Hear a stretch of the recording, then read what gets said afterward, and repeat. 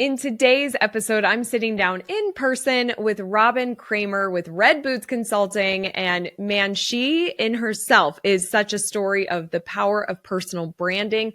Her business is Red Boots Consulting, and she is always wearing her red boots. She's so memorable. And this was such a powerful conversation. Robin is definitely rooted in retail. Her family was in retail. She's been in retail working with brands and designers. And in this episode, we talk about some really great mindset shifts as it relates to retail. We talk about some of these fundamental strategies to really remain timeless in an industry that can move so quickly. We also talk about some really great tips to stand out in physical spaces. So Robin works with a lot of brands from a trade show perspective, and we were at New York Now. And so it's like, how do you stand out to buyers and retailers who are walking these rows? And the tips that she gives are certainly things that you can integrate into your physical storefront too. So whether you are a brand and do trade shows, or you could do pop-up events or farmers markets or things like that, or in your physical storefront, take what she talks about to heart and look for areas of opportunity for you to improve as well, because she's got some really great tips in there. One being, spoiler alert, lighting. I think lighting is so critical. I couldn't agree with her more. And then we talk about some common mistakes that retailers and brands make. So it's just a rich conversation. I know you're going to love it. Before we dive in, here's a little bit more about my guest. Robin Kramer is an experienced brand strategist and wholesale expert. She's the driving force behind Red Boot Consulting. With over 25 years experience in retail and wholesale, she's devoted to empowering jewelry designers and creative entrepreneurs to achieve their dreams, all while sporting her signature red boots. You can learn more about Robin at redbootconsulting.com. And let's dive into today's episode. Welcome to the show. I'm your host, Crystal Vilkaitis, the Wolf of Main Street, and this is Rooted in Retail. Robin, welcome to Rooted in Retail. I'm thrilled you're here. Oh, thank you so much for having me. I'm thrilled to be here. Yeah, we are in person at New York Now, which is so fun that we get to sit down and be in person. If you are a gift retailer, check out nynow.com, come to market, be in person, see the items. Like, it's nothing better than being in person. Oh, nothing. Yeah. No substitute. No substitute. We're going to talk about some trade show stuff in our interview today. First, you are super rooted in retail. Like, we had an amazing conversation over Zoom a couple months ago, and you were like, this store and that store and this store. Like, oh my gosh. So just take a couple of minutes and share a little bit about your retail journey. My mom had a store when I was growing up, so I think it started very young for me. And my uncle had a showroom, and one of my sisters had a showroom when she graduated college, and I had another sister who had a store, a children's clothing store. And my path, I mean, I've worked for Crate & Barrel and Taylor. I went into the corporate side of things, working for Gap and working for Williams-Sonoma, and then going back to Gap and working for the Old Navy division, and then going from that side and looking at all of more corporate retail and my love for smaller retail brands and retail stores. And then in 2001, went even behind the scenes, even more kind of on the vendor side. Okay. And worked for a company that was handmade goods. And that's how I got into handmade. But having that retail experience, the vendor buyer relationship, I love. I just love. I love stores. I love product. I think the first time I came to New York, I was like, oh my gosh, this is shopping. This is so fun. Yeah. This is all those things that you'd see at a store, and they're here. Yeah. And it's so cool. And it's just fascinated me from the get-go. Yeah. I love it. And now you've got your red boots. Yes. I saw you. I was like, that's Robin. She's got her red boots. And what do you do with Red Boots Consulting?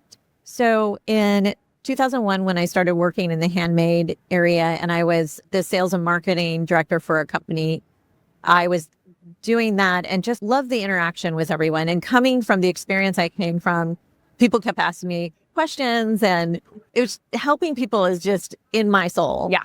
And in 2005, I went from working in more giftable items to working in jewelry. and really found kind of my home in jewelry. Yeah. And was with a jewelry brand for 5 years, and they grew 800% in the 5 years I was there. Dang, nice. So being the first sales director for that company was amazing. I did a lot of things right and a lot of things wrong. And I wanted to share that with people. And when my father wasn't doing great, I decided to take a step back and start my own business. And I resigned from the company, dog-eared, which I still love. And I still love the owners very much. But I ventured out on my own, and it's been kind of nonstop since. It's 15 years this year, which is crazy. Thank That's you. That's a great milestone.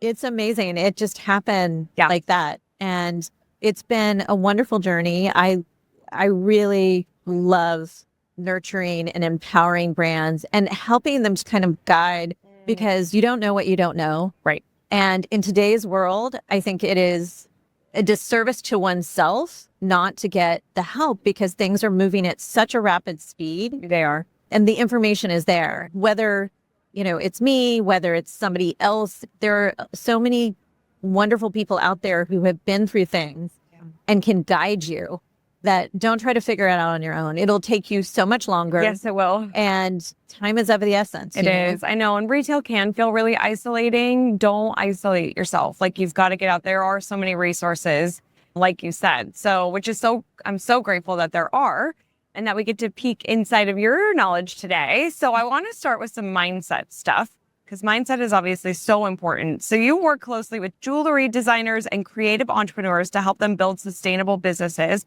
What are some of the biggest mindset shifts these business owners need to make to truly thrive in wholesale and retail? It's amazing how so many, especially just starting out, it's almost making an excuse of, well, I'm not sure, maybe the pricing, especially pricing for anybody, but especially jewelry designers, I think is the hardest thing, because valuing one's design is a hard thing. Yeah. It comes naturally. So how do I charge for that? So I think that's the biggest hump, is really having the confidence and saying, I'm good at this. I know this. This is why I design, and these are my techniques. And honoring the skill set. And it's a practice. And people go into kind of comparison so much that it paralyzes them, of like, well, maybe I'm not that good at it. Right. Or I'm not. And look, I always say a circle is a circle is a circle. It's your interpretation of that circle which makes it special and what makes it yours. Own what you do. It's a confidence you have to work at on a daily basis. Yeah. And it's so easy when something negative happens for us to focus on that. Right. Hold on to the positive. So I always encourage people at the end of the day, like, have a gratitude list, right? 10 things you're grateful for and 10 things you've done well. And they don't have to be milestones, but it feeds your soul goodness. And I think that's really important. And that consistency of it. Yeah. 100%. Like every day. Every day you have to do that. Yeah. And it's really, I don't know about you, I am a victim of this as well, but I'll go through, and especially at the end of the year that we've just kind of reviewed everything. What happened this year? Like, oh my God, what did I do well? What happened? Yep. And that's why I encourage people do it on a weekly basis or even a nightly basis, because it's so easy to forget all the things we've accomplished. It totally is. In fact, it's so funny. I did do that. A friend of mine recommended doing something similar. So I did. And I wanted to know, what were all my wins of 2024? And I'm sitting there, I'm like, I had 6 things. And I'm like, I know I had more than 6 wins. But I had to go through my calendar. Where was I? I started at January. I looked at pictures on my phone to be like, what happened? Because life is moving so fast and you do forget. And we have to have those moments of reflection and celebration, I think, especially as small business owners, to keep fuel in the tank, to just 100%. keep going. It's so easy to fall down a trap of I didn't do this, or I didn't do that, or I should have done this. Right. I saw this great quote, stop shitting all over yourself. Exactly. You so need to. And I just want to say too, 10, if you're doing 10 gratitudes or 10 things that you did good today, sometimes that can even be I got up and I didn't hit snooze. It could be simple stuff. It doesn't need to be I had the best sales today. It doesn't have to be that. I went for a walk. Yeah. I went for a walk. Exactly. I took a couple minutes, take a few breaths. Like, yeah, I so agree. Great tips for our listeners. Now, with over 25 years of experience in retail and wholesale, you've seen some trends come and go. What fundamental strategies remain timeless for brands looking to succeed in today's marketplace? Connection, interaction, communication. I heard this the other day. It's still a handshake business. Get to know your community, get to know fellow vendors. I always say, especially coming to a show, yes, you want financial goals, but you also want, like, how many people do you want to meet? How many fellow vendors do you want to connect with? There's so much more because it's the connections that make everything. And that's the power of showing up and being in person, because we could obviously do that over the phone or Zoom or things like that. But when you are in the room, it's just something so much more magical. Absolutely. I mean, collaborations can happen. It's the connection of like, oh, I went to this school. Oh, I did too. I mean, we met because of a connection. Yes, which exactly. I'm always so grateful for that. And it's always so fun. The more people you know, the more people you know. And that ripple effect that it has is what it's all about. You know? It is. It so is. You just have to connect. I couldn't agree more. And it's such a sustainable thing that's not changing. That's not going away, I don't think. Even with how fast-paced our world is and AI is changing, I actually think that's going to create the need for connection even more. Oh my gosh, so much so. And I think because we're living in such a tech age, they're even saying that it's become a little bit of an epidemic how many people are isolating. Yeah. So having the need for stores are so much more than just a place to shop. Yep. It is seeing pretty product, but interacting with people who just want to share joy and celebrate artists and creatives. And it's so much more. It really, as you can tell, I get really excited. I know. Well, you're so right. It is. And the retailers that make it so much more, they are really successful. They tend to be the more successful retailer. And meeting people that have had businesses for 20, 30, 40, 50 years, it's so fun to hear them talk about it because they have multi-generational business. Exactly. I know. And the things they've seen and how they've had to evolve. It's so cool. Okay, let's switch gears a little bit. Talk about trade shows. Okay. We're here. Trade shows can be a big investment for the brands, the vendors, the makers, people that are here connecting with our retail buyers. And so what strategies do you recommend for maximizing ROI and standing out in the crowded, competitive trade show environment? They've certainly evolved over the years. And this is my 25th year of doing New York Now. Wow. So, which is kind of bananas. Yeah. And it's just really changed. They're still busy, but not as busy. I mean, we used to have lines outside of our booth. So things have changed tremendously, but it's a marketing tool. And I think if people can really approach the show as a marketing tool, where else can you be this many buyers in one place? Right. So take advantage of it. And it's everything, what you do before, what you do during, and what you do after. It's not just show up. And it still drives me crazy when I see a brand just show up and not have done any of the effort beforehand, because you really have to start doing outreach is a constant. It's constant. Yes. And inviting people to come see you, and the booth, like if you're spending money to go, my personal opinion, if you're spending money to do a trade show, do it right. Yeah. And I like hard walls.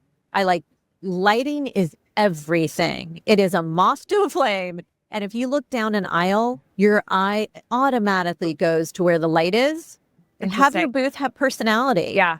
Like it should really be your brand. It is your store. Yeah. So make it your store.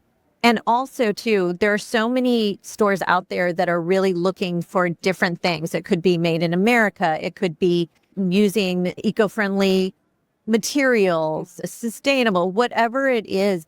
Tell them what you do, because when you're walking a show as a buyer, the more information you can get up front, the easier that it's also going to be, I want made in America. So I'm going to stop at this booth. Or maybe it's that you've been in business since, 20 years. Maybe put that up as well. And yes. Maybe you're part of an association that they could be. I know the Museum Store Association you can put their logo up if you're part of their association, and that's going to the buyer that's part of that will be like, oh, I see. So anything that can grab the buyer's attention, and also imagery, great images, especially a lot of my clients are jewelry, right? Right. Jewelry's small.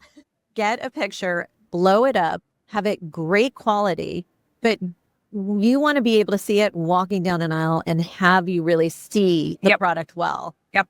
All of these are such great tips for our retailers too, who do community festivals and different shows, and then how they're displaying on their main streets. Like, how are we capturing the attention if people are driving by, walking by? Lighting, I couldn't agree more with you. I'm actually incredibly sensitive to lighting. And I feel like you go into a luxury retail store and they have done something with that lighting. Like, they know lighting is so critical. But I don't think of it as much in a trade show setting like this, a temporary trade like setting, that you can add something so unique and different that does bring people in, the moth to the flame, right? Like, that's such a good tip. It's so important. Yeah. It really is. Lighting's one of the most important things you can do at a trade show. Yeah. And do your research. I always recommend walking a show before you invest in a show. So if you're an exhibitor, walk it. If you're a buyer, if you're going to do a show, walk the whole show. You never know where a brand is hidden. So I always say a good buyer is walking the whole show. Yeah. There are little pockets. Yes. Like, I'm obviously not a buyer, but I will walk around and I'm like, oh, this is set. Like, it's hard. It's got to be so overwhelming too. Yeah. And like, you do doing I tours. do. Yeah. Which is so helpful for buyers. So it used to make me so upset. I'd come to New York and I would see these brands having their first ever show and they just didn't know what they were doing. Right. So I started doing these tours and they're free. Yeah. And I do it, once every show season, and I don't get paid by anybody to do it. It's just because I was really frustrated with people investing and then not knowing what to do. So these tours, they're about an hour and a half, 2 hours. And it's not just jewelry, but product-based businesses that are interested in exhibiting. And I take them around the show and I point out my different tips of, take a look at that booth. Does that grab you? Look at this one, So I give them my tips and tricks. Yeah. And then we'll also, because I've been doing this a long time, I know quite a few vendors and we'll stop and talk to some of them if they're not working with somebody. Yeah. And just get their, how long they've been doing this, what they like about it, some tips they have. Yeah. So just giving that opportunity to have that. Yeah. I love that you do that. That's such an added value to our buyers for sure. We all know that organic reach is just so low. It's becoming harder and harder to get in front of the people that have said, I want to follow your page. I want to stay up to date with you on Facebook. I want to see your posts on Instagram. And it's just becoming harder to reach them. So if you are interested in running Facebook and Instagram ads, maybe you're already doing it yourself for your store, or you've been thinking about doing it, we can help you. At Rooted in Retail, we have a Facebook and Instagram ads agency where we can set all this up for you. We set up multiple ads to multiple audiences, testing multiple creative based on what your goals are for your store. We set all this up. We optimize, we're tracking, we're reporting back to you, and we're almost like an extension of your team, really understanding your customers, your goals, and then setting up those ads to support them. I feel like ads is more of a who, not how. I don't think it's the best use of your time to be in Business Manager running these ads yourself. Let us do it for you to generate those results, like more email addresses, bigger visibility when it comes to your live streams that you're doing, becoming 15-mile famous, growing website traffic and website conversions. We can support you and would be honored to be a part of your team. So to learn more, you can go to rootedinretail.com/ads, ADS. That's rootedinretail.com/ads. We'd love to grow your visibility online through Facebook and Instagram ads. All right, let's get back to today's episode. Now let's talk about some mistakes. What are some of the common mistakes that retailers and brands are making when entering or scaling wholesale, and how can they avoid those pitfalls? As a brand, have your systems and processes down, because what's really important to a store, ship on time, quality, and communication. So if for some reason something's delayed, or maybe packaging's changed, or maybe price increase, Communicate. Yes. It's all about staying in really good community. You're partners in this. I always say, a store can't exist without product. No. And the vendor can't exist without the store buying the product. Right.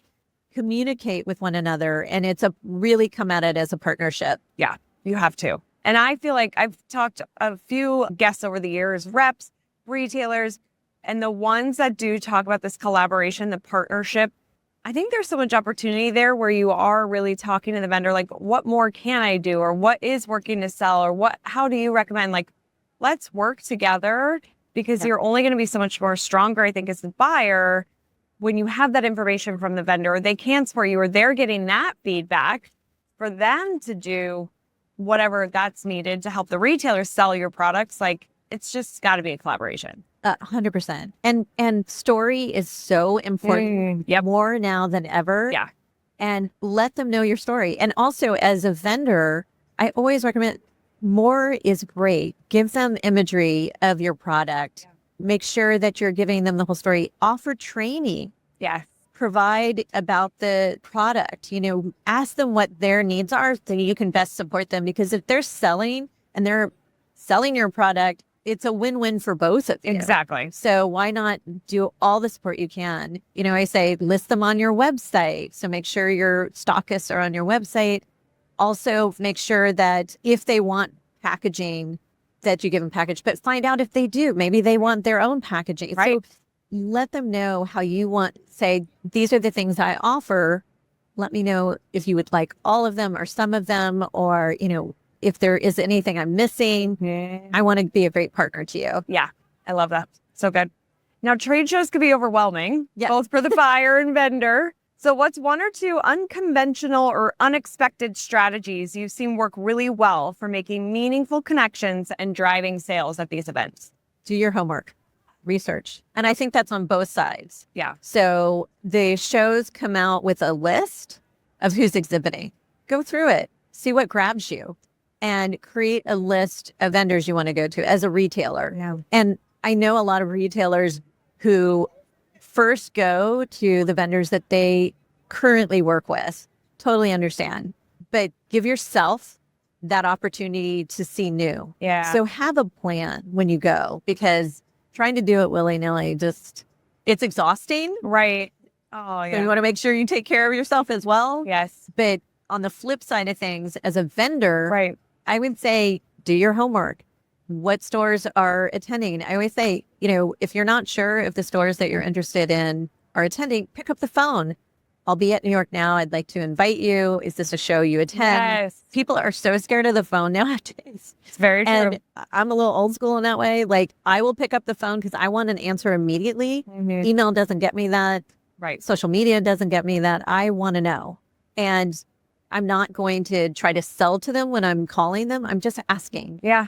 I would love to see your buyer, show them my line. Will they be attending? Yep. Having that. And then doing your research on the store. What kind of product do they have? Maybe they already have something that you do. So they're not interested, but maybe it's just a connection you can have one day, then they can be. I can't tell you how many stores I would work with that would say, oh, we're not ready yet. We're not yet. Sometimes it took 5 years. Right. And then they would buy, and it was great.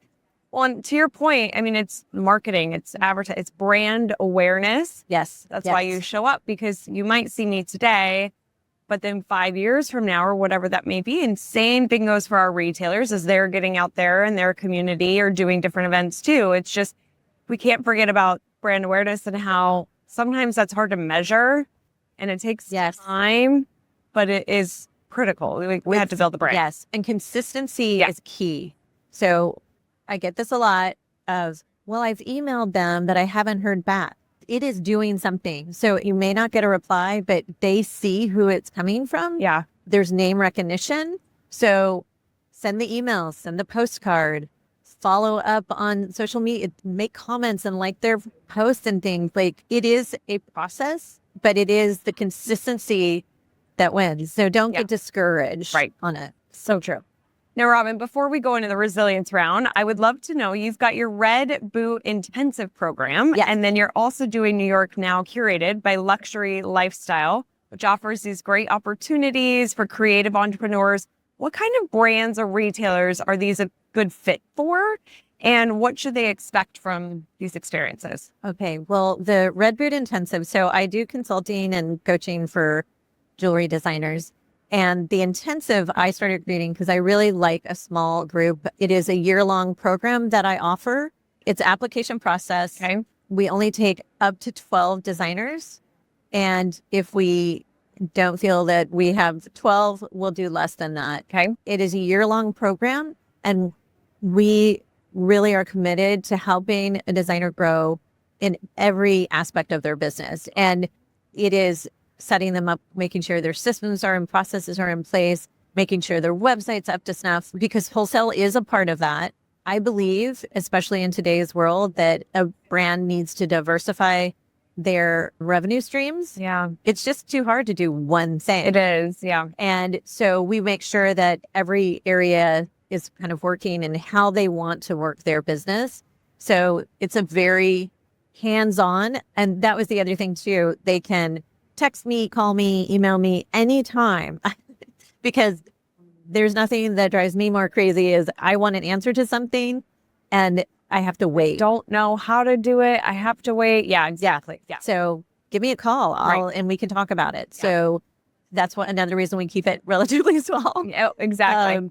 And it's been wonderful. So it's our 8th year of doing Cool. this. And it's just great. And Yeah. so many of the designers that are our alumni are here. And so it's really fun. Reunion. And Awesome. we started doing alumni trainings also. So everyone can come together. Because I realized I always keep in touch with our alumni, but I really want the education to keep going. Yeah. Because it doesn't end. No, we're always learning. We're always evolving. Totally. I think that this is something too for some of our listeners. It wouldn't apply to everybody, but some that could have something similar like that with a small group of people. Yes. That we're really being more intimate with our customers and helping them, whatever they need that help with, or elevating them. And then creating this deeper connection is just, I think it's a smart way to go. It doesn't always have to be like we're working with thousands of people. It's like something that's very intensive and intentional can really create magic. It can. And we learn so much for one another We too. do. Yeah. I think especially creatives, and even when you have a store, you're so focused on what you're doing. Right. And it's so important to get out of your routine and do some things with other people and have some in-person time. Yeah. Step away from your store, step away from your jewelry bench, Yes. And So interact. agree. You do. Absolutely. Well, and Curated came Yeah. about because my friend Liz Kantner and myself, we saw a big need for emerging designers because there was no place for them to go. They either had to commit to doing a full show, like full on, very large expense for a new brand, venturing into wholesale. And there wasn't education around it. So Liz and I had this idea to have an educational first, a small group of designers who wanted to go into wholesale, but this was a big education piece. And when I spoke with New York Now, they said, let's do it. Cool. We see the opportunity too. And luxury lifestyle is the only curated section of New York Now. And it's, a much higher price point. It's really exciting. It's luxury product. Yeah. And so it was the perfect fit. So it's called Curated a Luxury Lifestyle. Okay. And again, application process for the designers. And when you have an opportunity to go, you'll see that every designer is very unique and different. And that's so fun and exciting. Yeah. But we start with them early of educating them how to make the most of being at a show, the outreach that needs to happen. Also, Liz and I have been in the industry a long time. So we're outreaching to different stores that we know and press. And it's really been wonderful to have them so prepared. And they have the opportunity to exhibit at Curated 3 times. So once they're accepted, and when you go to a show, 3 times tends to be the magic number. Okay. You may not get any sales your first couple of shows, Yeah. but you're establishing relationships. And on the flip side thing, if you're a retailer, you want to see that a brand is going to show up more than once. They're not one and done. Right. Because you're investing in them if you're buying, and you want to make sure they're serious, they know what they're doing. So we've worked really hard to prepare the designers to exhibit. Awesome. Yeah, very cool. Such cool programs. Oh my I love gosh, it. it's great. Okay, retailers, if you are looking for the best brands in gift, home, fashion, and lifestyle, then listen up. You just got to have a sales agency that gets your business and gets your store. And that is exactly what Just Gotta Have It is all about. I have worked with them for over a decade, and I am constantly hearing retailers who love Just Gotta Have It, love the brands. In fact, just a couple months ago, I was with a retailer at Market who said, Just Gotta Have It is my favorite agency. I love the reps. I love the line. So if you haven't checked them out yet, you're going to want to be sure that you do. You can go to justgottohaveit.com. That's the number 2, justgottohaveit.com. They also have showrooms in Vegas and Atlanta. So be sure to check out their showrooms if you attend those markets. This is really where inspiration meets opportunity. They also show at New York Now too. So go online, shop online, connect with the local rep. Their reps are like a brand concierge. They're really there to help support your store. In fact, I actually went on a cruise ship with Just Gotta Have It and their reps, teaching them AI so they can understand this technology to better support their retailers. So they're invested in your success. Plus, they've got some of the top lines. Go check them out at justgottahaveit.com. And let's get back to today's episode. Okay, are you ready for the resilience round? I hope so. Okay, business book. Best business book. Oh my gosh, there's so many. And your story by, oh my gosh, of course I'm blanking on his name. Brand Story or Story Brand. Story Brand by Yeah. Donald Miller. Yes. Yeah, one of my faves. Yes. Yeah. Oh, that's a good one. He's my business crush. Oh, And he I love spoke it. at my conference last year. I've heard him speak a few times. he's It's so great. good. He's so Yeah. good. Good one. Best retail technology, like an app or software. CRM system. Everyone, whether you're a retailer or a vendor, you need a CRM system. Yep. Customer relationship management system for those of you who don't know. Yes, so do. How do you keep up with the ever-changing retail landscape? I listen to great podcasts like Rooted in Retail and podcasts and books, and I'll look at the times and, I want to see what's going on out there. I love when I do look at award shows too, because being in jewelry, I always like to see what's going on. And I love what's happening in the men's kind of industry right now with lots more jewelry. Well, It's really been very interesting. Yeah. So And I'll take information wherever I can get it. Find the inspiration. Yeah. It is everywhere. Oh, and I do go to stores. Like I love to market research. That's what I call it. Yeah. Yes, I love that. To help retailers be stronger, more rooted in success, what's a relationship building foundational best practice? Oh my gosh. Enjoy the vendors you're working, have time to really spend time with the vendors, and vendors should be spending time with their retailers. Get to know them. I always say it's like making a new friend. When I was the sales director at a company, some of the retailers I work with were my best friends. Yeah. And it's just make a friend. Yeah. Yeah. That's a great lens to look through it. So good. If you had to start your career all over again, what's one thing you'd do different? Oh my gosh. It all just kind of happened. I don't know if there's anything I would do differently because it's been so joyful. Yeah. I mean, I thought I was going to be a vet and I ended up didn't have the stomach for it. And Yeah, it's a little different. so I went into fashion. Okay. So, I mean, Look at that. and I've been kind of on the same path. I mean, it's crazy how things happen, but really just being in this environment makes me super happy. Yeah. So good. Finally, what do you think the future of independent retail looks like? I think that independent retailers have a really bright future. It's not easy, but do what you love. Be rooted in your community because community is everything. And let people know you're there. Just communicate with everyone and have fun. I really look to those stores that have been there a long time and what they're doing and what they're doing well. And I do follow so many of them on social media because I'm always fascinated about how are they doing it? Right. Why are they in business for 30 and 40 years and they're still loving it? And also be kind to people. Tell them that you love their store. I have a good friend who has a store and I'll never forget. She said, look, I have worked really hard at my store. Tell me I'm doing a good job. Buyers have egos. Yeah. Tell me.